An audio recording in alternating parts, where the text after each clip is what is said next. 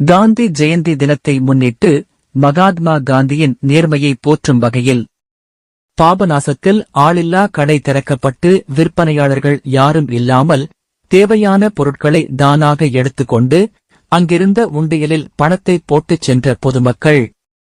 காந்தி ஜெயந்தி 157வது விழாவை முன்னிட்டு நேர்மை விழிப்புணர்வு நாளை போற்றும் வகையில் பாபநாசம் ரோட்டரி சங்கம் சார்பில் பாபநாசம் பழைய பேருந்து நிலையத்தில் 26ஆம் ஆண்டு கடையில் பொருட்கள் விற்பனை செய்வதற்கு விற்பனையாளர்கள் யாரும் இல்லாமல் கடை திறக்கப்பட்டு வியாபாரம் செய்யப்பட்டது.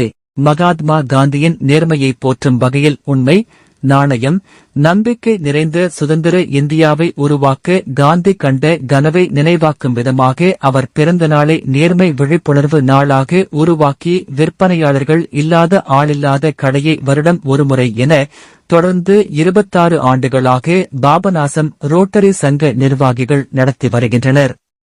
இந்த ஆள் இல்லாத கடையில் வைக்கப்பட்டிருந்த பொருட்களில் தேவையான பொருட்களை எடுத்துக்கொண்ட பொதுமக்கள் தாங்கள் எடுத்துக்கொண்ட பொருள்களுக்கு உண்டான பணத்தை கடையில் வைக்கப்பட்டிருக்கும் உண்டியலில் போட்டு சென்றனர்.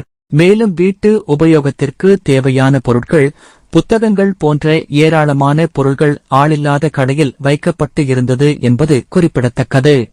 இன்று காந்தி ஜெயந்தி, காந்தி 157வது பிறந்த நாளை முன்னிட்டு பாபநாசம் ரோட்டரி சங்கம் ஆளில்லா கடை அப்படின்னா பொருட்கள் எல்லாமே இருக்கும், அதோட விலைப்பட்டியல் இருக்கும், கல்லாப்பட்டி ஒரு இடத்துல இருக்கும்.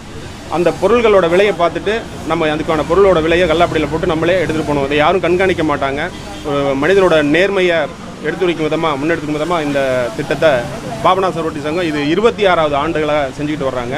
அதேபோல் இந்த ஆண்டு முழுவதும் ரோட்டரி மாவட்டம் 2981 உள்ள அனைத்து சங்கங்களும் 150 சங்கங்களும் இந்த ஆளில்லா கடையை ப்ரமோட் பண்ணணும் அப்படின்னு சொல்லி எங்கள் மாவட்ட ஆளுநர் ஜெயலியோன் அவர்கள் சொல்லியிருக்காங்க.